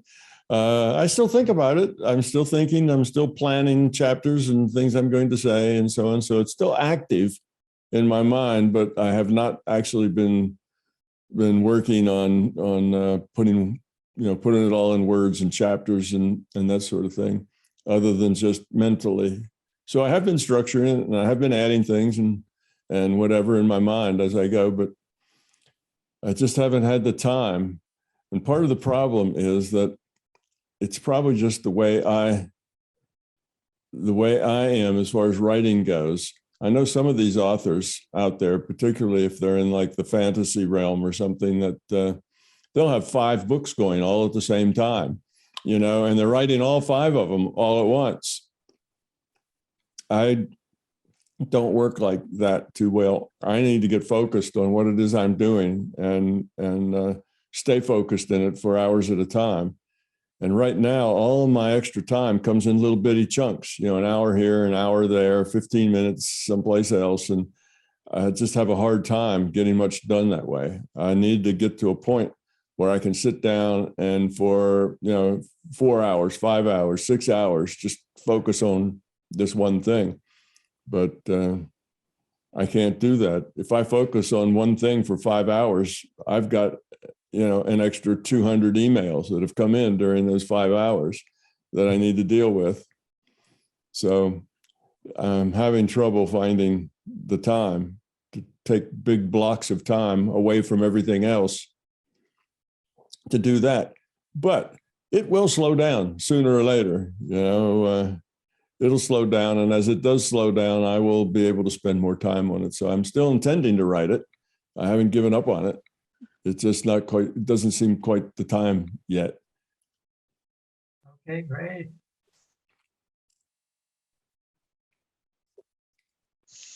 Hello, Eric. Please go ahead. So we determine the quality of a choice by the effects that it has on the long-term entropy of the system. And however, in my life, I've noticed that sometimes it happens that someone makes a choice which is obviously fear-driven and nasty and unkind. And then I sit down with it and I process it, and I actually learn a valuable lesson from it that changes me, and it changes my life, and it changes my relationship with them in a positive way, to the point where I feel like I'm really happy that they made that choice. And I wouldn't change it if I could go back. And so that kind of intellectually, it confuses me, because was their choice then a low entropy choice or a high entropy choice? Okay, good question, Eric. The answer to that is that they probably made a high entropy choice. You know, so you saw it as a high entropy choice. It probably was a high entropy choice. But if we look at we have to kind of accumulate all that entropy that it created. So it created some high entropy, but it also created some low entropy, right? It was helpful in some ways. Well, what that really says is that we can learn from everything. We can learn from good examples, and we can learn from bad examples. We can learn from things that, you know, that maybe somebody did in anger, but we can learn from it. We may look at that anger and learn something about our own anger from listening to that. Now, it helps us. It doesn't help them. They were angry, they were negative, and they're, you know, they have to suffer the consequences of that stress and anxiety and so on that they're dealing with, but maybe somebody else learned something. So it's not necessarily that things are wholly wrong, and you know, they can be partially wrong, partially right. So the things we do has upsides and downsides to it, and everything's that way. You know, we often, you know, pull up the specter of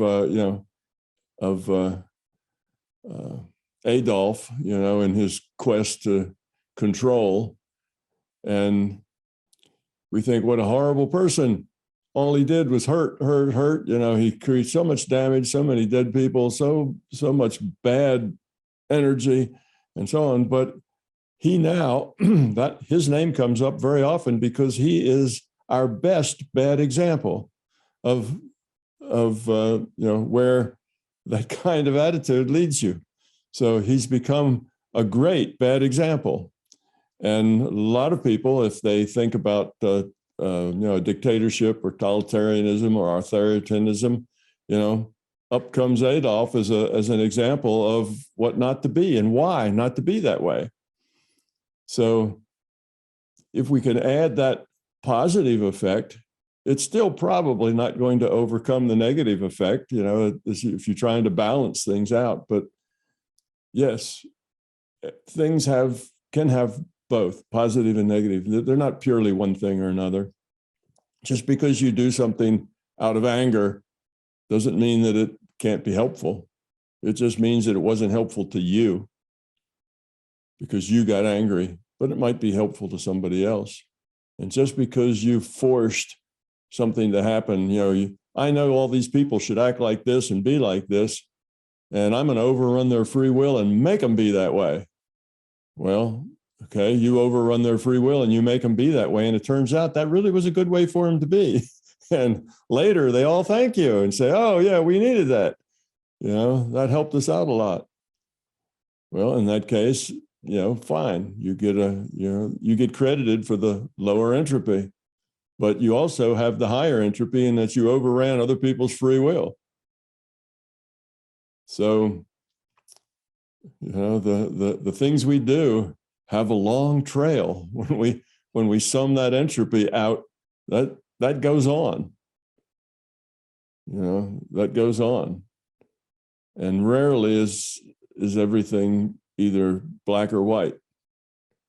Often even the blackest black things turn out to have some positive influences in some ways, maybe never enough to compensate for their negative influences, but still they will have some sort of positive influence as well. So yes, it's a mixed bag, and the entropy calculation continues. I guess the part that confuses me is the thought that if they wouldn't have made that bad choice, I don't see how I would have ever learned that lesson. So it almost seems like in order for us to grow up, we need other people to make bad choices. And that's kind of the confusing part for me. Yeah, well, sometimes it works out that way. It's not so much that you need them. You would have learned that lesson. It just may have taken a longer time. That lesson would come back up again. So let's say you didn't learn that lesson. That person didn't make that bad choice. So you didn't have that particular lesson to learn from, but you still had the same need to learn it. And life would have put you in a situation where you still would have, you know, run into that stick and had to learn that lesson. Maybe not the next day, but sometime. You have to learn it. That's it. Growing up is you have to learn those lessons. There's no way to get by it without learning them. So yes, somebody else's error can be a help for you. It maybe speeds up your learning, but you'll learn it anyway. It doesn't have to be that one thing. So what triggers us to learn something is, it's not like if that didn't happen, we'd never learn it. That's not true. we'd learn it in some other situation, some other connection, maybe even some other lifetime, because all of those things we have to learn, we just keep banging our head against that wall until we eventually learn them. But it may have sped up the process.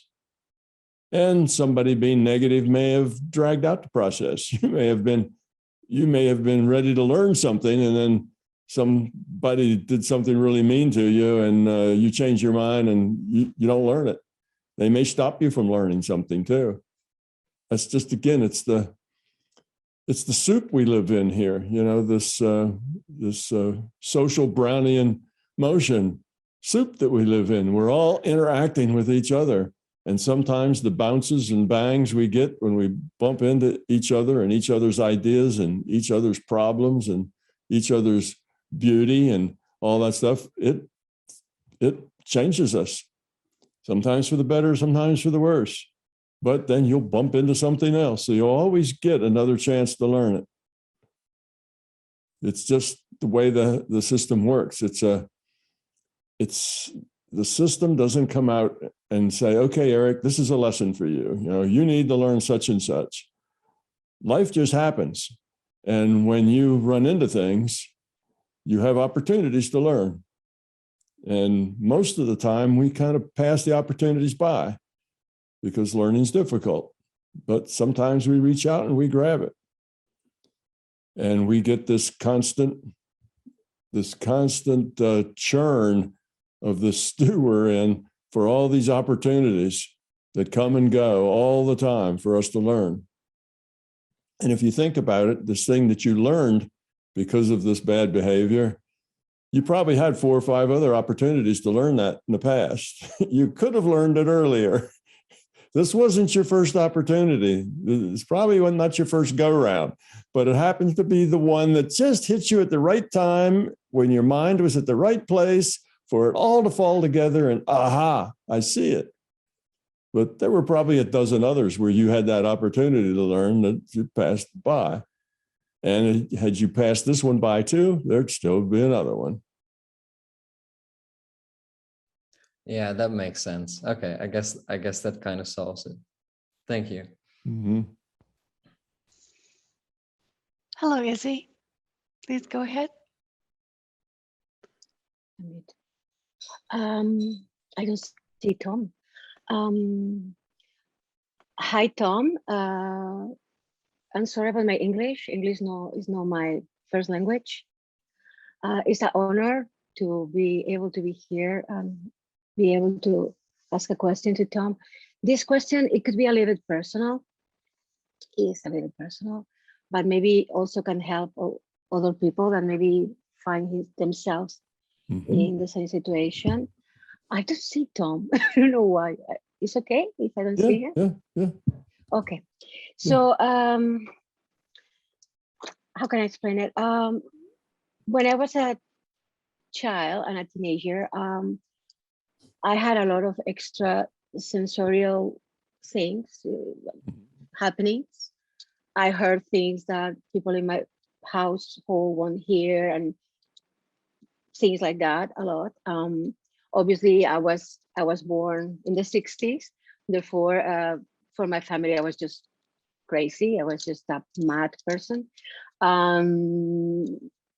Let's say that they start bringing me to psychiatrists, psychologists. They were putting cables in my head and all these things. Finally, when I was in my 20s, they even start giving me antidepressants, because obviously all these things of everybody thinking that I was kind of cuckoo was producing me a lot of anxiety. One of the things that I experienced, for example, I would like to explain you, is one day that I came out of the bathtub and I slided a little bit, just coming out, slided. And I start feeling my body, when you say, oh, that's it. I'm gonna bump my head. And then I lost the feeling of being in this bathroom. And I just started seeing images of my life, boom, boom, boom, boom. But I wasn't there anymore. I was just seeing images. I remember that the images were in black and white. And they were like in black and white. It was like a movie. And suddenly, boom, I found myself again in the bathroom, standing up without falling. What I mean, without I start sliding and I found myself standing up there, maybe went by 2 seconds, 3 seconds, but 3 seconds. But I had time to see bunches of images of my life, and many images were of moments that I had forget, that at this moment, after that happened, I thought, wow, oh yeah, I remember that. But obviously that's another thing that when I explain, look at what happened. Yeah, right. Yeah, sure. What is this inside, the theory of everything? I know that people that has gone through experience, how you said, near this experience, I've seen in a moment, but I didn't see nothing. It was 3 seconds, but I start seeing images. I don't know if it's the brain, if it's the large conscious. I don't know. I would like to know that. I have a couple more questions later if you want. Okay. It seems like you have very easily connect to information streams other than the one that defines this reality. And that's not so uncommon that you do. I think that the question would be is, how valuable are these things that you experience? How useful is it? So in this moment that you slipped, and then you got all kinds of images and you saw lots of things, and then you found yourself standing up just fine. Well, that could have been the fact that you were going to slip, and maybe you were going to even hurt yourself when you slipped, and maybe the larger conscious system didn't think that was a good idea. So you just saw a few images, and the next thing you know, you were standing up. And it may have been that the system just did that. I've known things to happen that way before, where things, it's where the system just intervenes to kind of fix things in a way. So even though they came images of things that I had forgotten, it's like, even images of when I was a little child. Sure. Images that I didn't remember. I did remember thanks to that moment. Yeah, but that was probably helpful. So that's the thing. I say, focus on the value of the images, that took place. Okay, you saw things when you were a child, and you maybe saw a series of things. Yeah. If you look at that series of things, is there something there to learn? Is there something there to understand? Was that valuable to you, or was it just nonsense? I think you'd find that if you look at those things, that they had value to them, that you saw something that meant things to you, something that you could learn from it. You probably, and the very sequence of things probably had a theme to them. Each of the images probably had a theme that related to the others, that was kind of helping you see something. And because the system wasn't going to let you fall for some reason, it's going to stand you up straight. And because there was a time there that you really couldn't be aware of that, because you wouldn't have been aware of the fact that suddenly a falling body just stood itself back up. That would be contrary to our rule set here. Then instead of being aware of it, you were aware of images and other things happened, and then you just found yourself standing up at the end of it. Wow. So I suspect that all along you have been connecting to the databases, to other people, to all kinds of information that's out there. There's lots of information that's out there in the non-physical, and you just had an easy connection to it. Now, whether it's or just not that brought me to the point that they start giving me antidepressants. And I am still taking antidepressants because every time I try to stop taking them, I have strange symptoms. And of course they told me, no, antidepressant is not something that you can stop taking just like that. And that is true that since I start taking antidepressants, my mind is not so connected. Right. It's like it kind of slipped me down. It slipped me down. I don't know is the expression. In a way, it's good for me in a way, it's good for me because I'm more tranquil. In another way, since I met your work and the theory, my big toe, and I would like to experience this out of body something, even if it's possible before I die. I know that this is going to be something that is not going to help me, probably. And that's another question that I had. It's like, hey, Tom, do you think if in the meantime I take this, I don't think this is I'm gonna have the possibility of doing an out of body experience, because this is limiting me, I guess. All my brain is kind of foggy more, right? And I know there's a question connected a little bit like that is, well, maybe when I die, I will have an out of body experience finally. But hey, wait, what if I am so sedated? You know, when sometimes they sedate you so much in hospitals with things.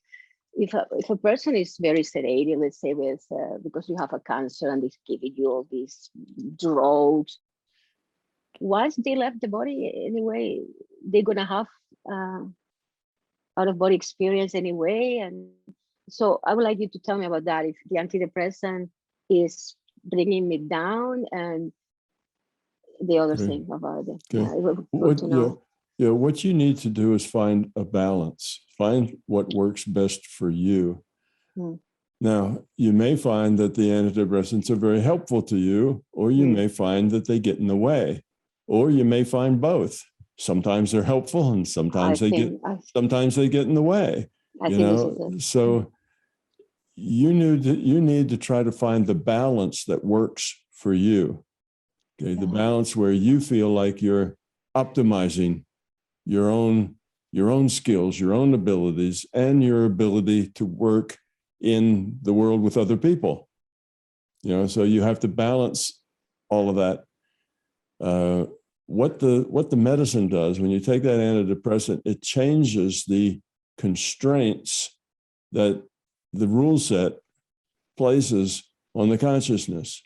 See, the consciousness can only do those things that the avatar can do.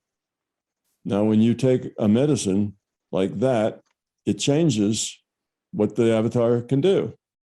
It changes things a little bit. So it doesn't affect the consciousness. So if a person's drugged up because they had cancer and they're on all sorts of pain meds and whatever, as soon as that body dies, that's gone. The next millisecond after that, they're clear. They're perfectly clear and fine, because they're no longer getting a data stream that explains what that body is experiencing. That body's now gone. So the consciousness, it doesn't affect the consciousness any. It affects what the consciousness can do with the body. So you happen to have a very natural consciousness is using the brain, as the brain will be like the radio that is grabbing the information, and the radio is a little bit blurry. I wouldn't use that metaphor of it being a radio and they communicate. It's the brain simply represents the rule set in the virtual reality. It just represents the rule set. It allows you to do certain things and not do other things. So if your brain happens to be in such a way that you have an IQ of 160, then you get to think thoughts that are different than somebody who has an IQ of just 60. So so if you're the consciousness, you could be the same consciousness in both those cases. The one with the IQ of 160 and the one with the IQ of 60. There'd just be different things that you'd be able to do with each one of those avatars. You see, but you'd be the same consciousness. So the brain doesn't really affect the consciousness. The brain just says, according to the rule set, the conscious can only do certain things with this avatar. The avatar isn't able to do everything. And our physical body sets the constraints on what the avatar can do for the consciousness, what the conscious can do with it. All right, so you happen to be born with an open link to a lot of non-physical information, and it's there. And unfortunately, your environment has not been real supportive of that. They've been negative toward it and want to change it. They want to fix you so that you're just like everybody else. because in the mind of medicine, you're good when you're like everybody else. If you're different, then difference is defined as a problem. As a if you're different, that means you're sick, because you're just like everybody else, then you're healthy. So your environment wants to make you just like everybody else, but you're not just like everybody else. You have this open connection to a lot of non-physical information. Had they given you encouragement rather than discouragement, you probably would have learned how to use that information, how to deal with it, how to connect to it, how to sort it, what was valuable, what wasn't valuable. You would over time have learned how to work with all of that. But because your environment wasn't helpful, then you probably learned how to avoid it or how to push it away, and instead of how to work with it. So now you're in a situation where you realize, maybe some of that could have been valuable, and that might have been a special talent I had. And I would like, and you'd why like to I cannot have right. You might like to opportunity. explore it. So what you need to do is just find that balance point. You see, you have to interact with and get along with all the people in your life. That's all the people who have been discouraging you from doing that. You still have to get along with them. You still have to work with them. My parents. Yeah, your parents. Yeah, your parents, your boss at work, whoever's around that you have to deal with. You have to deal with them in a way that they can understand. You have to deal with them in a way that makes sense to them. But that doesn't mean that you can't also go into the non-physical and start to learn about what that means and where that is. So you have to judge things on how useful they are. So it's useful for you to get along well with your parents. It's useful for you to get along well with your boss or get along well with your children or, whatever, your neighbors. That's useful. So you have to learn how to do that. But it may also be useful for you to learn how to capitalize on your gifts of being connected to non-physical information, of being intuitive. So the question was that if you know people that even though they are taking antidepressants, they still can connect and do these things, because my fear was maybe in the meantime I'm taking this medication, I'm not going to be able, because I do notice that even though I am still feel things that other people don't, they are not as sharp as and amazing as they were. Right. So it could be that you can't do them both all the time. You may have to experiment with, let's say, your antidepressants. You may have to experiment with the depressants you take. Some will be more clamp you down and others will be less. You may have to experiment with how well you can get along and connect with everyday people when you're not taking the antidepressant.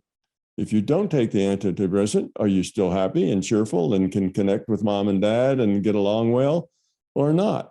You see, well, if the answer is not, then you probably have to take that, at least until you can change yourself such that you can get along with everybody.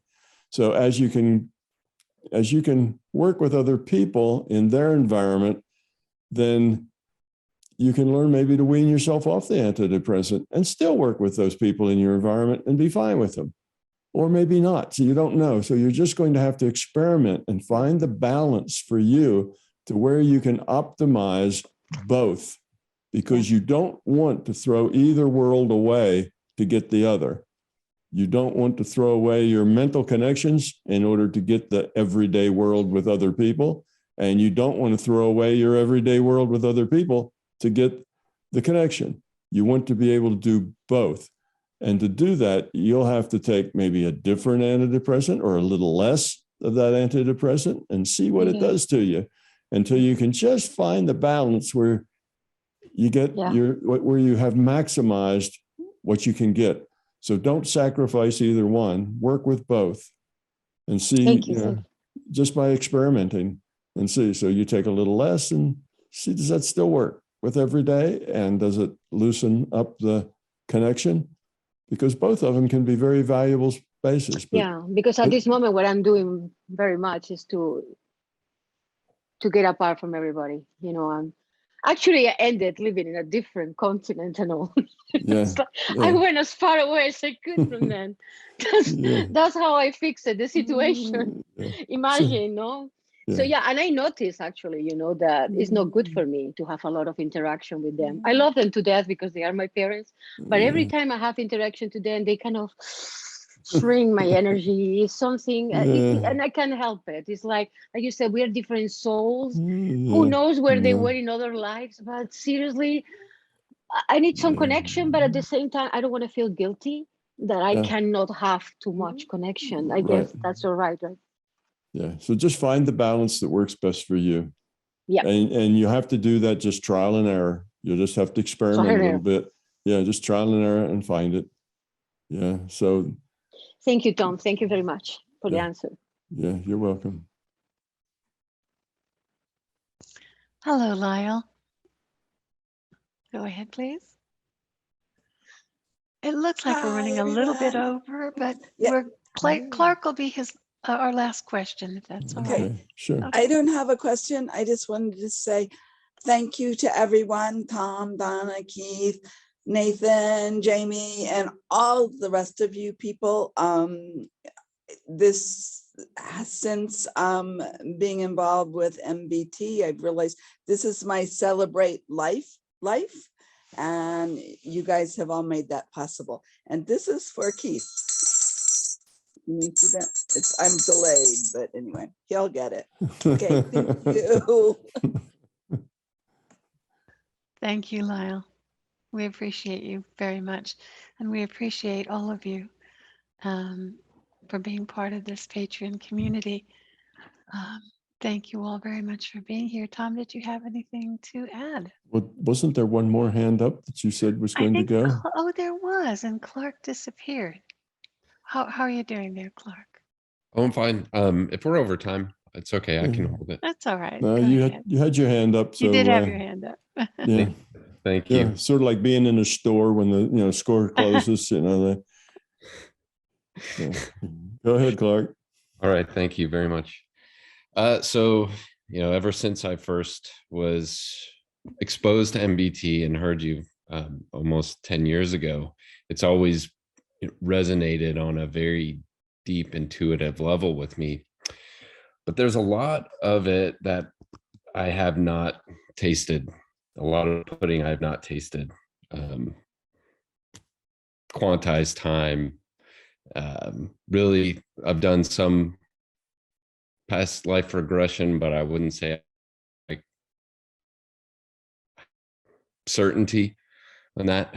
I could go on and on. So I guess my question is how to navigate the feeling that whenever I hear you speak or read the books, there's truth there, and I feel that and know that with your repeated admonitions, don't believe it. And, I don't want to be a true believer. I want to experience these things for myself, but also when I think about them or when I talk about them with other people, it feels like, I don't know. I don't want to say this is true just because I read it or I heard Tom say it. So I guess, do you have any suggestions for navigating that? Sure. You tend to put, or everyone should tend to put things that they don't know, that they don't have experience. You put them on a scale of 0 to 1 as far as probability goes. So you may read MBT, it resonates with you, it resonates with other people that you talk to. So you may put that as a 0.8 or a 0.75 or a 0.9 or a 0.99. And you don't know for sure yet whether that's true because you haven't experienced it, but you feel like it is. So, just keep that sliding scale. You may work with it a while and then something may happen that makes you doubt it. I'll slide it from a 0.9 down to a 0.7. Good. Then keep it at a 0.7 for a while and slide it down to a 0.5. And then you have some confirming things, slide it back up to the 0.9. So it doesn't have to stay in any one place. So just how comfortable you feel with it. But the idea is to realize that it's not your experience yet. So you haven't experienced it, but this is something that just makes good sense to you. It feels right, you know, and until you experience it, it's not really your truth yet. But if it resonates with you, then give it a 0.999. You know, you may be pretty certain, almost certain that this is true because you see how it works out lots of places, but you just never directly experienced it. That's fine. So you can put it on that scale anywhere you want and feel comfortable with it being there. And you don't have to keep it there. As new information comes in, you can change it. So if you had a whole lot of experience with, say, things positive, being positive, and how that turns into really good things and whatever, you know, and you have all that experience, you may slide that up to 0.999 because your life tells you that that's the right way.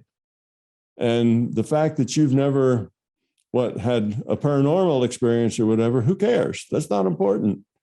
You know, go on with your life like that. So it's not a believe it or don't believe it sort of thing. You can keep it somewhere in the middle and say, well, I'd like to get out there in that larger consciousness system and shake hands with the LCS and get a sense for myself that, you know, all of that is the way Tom says, but I don't have that yet.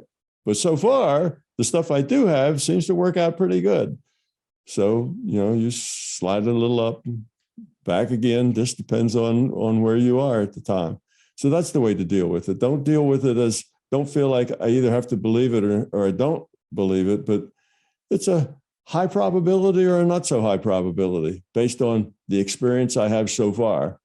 And most of us have to live our life on that because there's very few things in most anybody's life that are a 1 and a 0.